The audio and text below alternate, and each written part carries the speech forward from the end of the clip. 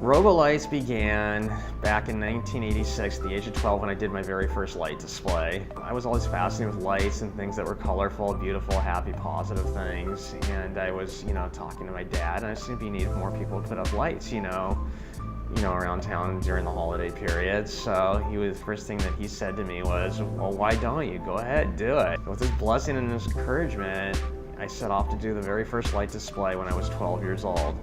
And the main premise of my art is it's a why not world and a why world. So when people say why, well, I say, well, why not? In my work, I do convey, extraterrestrial space exploration, all that stuff, which I have a great affinity of love for because I believe it's a part of our future and it's essential to our future. My ultimate dream and ambition is to create, and again, it's a dream, but I think if we could ever make it work, I think it would definitely be very successful, is to create an amusement park to the visual arts. So basically it would be an immersive, interactive art installations, indoors and outdoors, and very expansive, very much like you see here at Robolights, but it would be taken to the next level. And ultimately, at some point in the future, it would even have artistically designed rides that were all just, about art.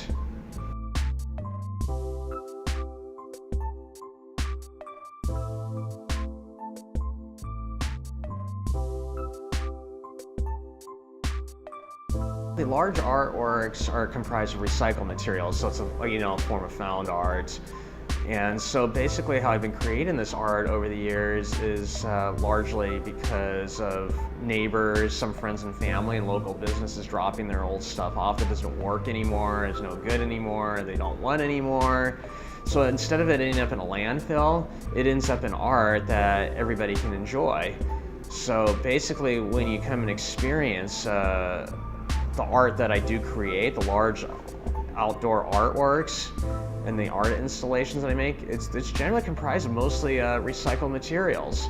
So you'll see just about everything you could ever imagine in the art that I create. It's all made from discarded items. And so this has been going on for a long, long time. People know, and they know they donate stuff for me to make my art out of. Growing up in Palm Springs, I love this town. It's such an interesting, neat place to live. I mean, we're surrounded by these spectacular mountains. We've got this amazing weather, and there's just something special about Palm Springs that I've always just loved this. And I've been, to many places around the world, and I still have found home to be my favorite place to live. And living here, with the family over the years and all the wonderful things and all the great memories, this is where my roots are at. And I hold Palm Springs and home dear. And that's why I want, the town of Palm Springs to benefit from whatever, I create here in the future, and to have it be an absolutely positive thing that, people will always, get great benefit from the town, the community.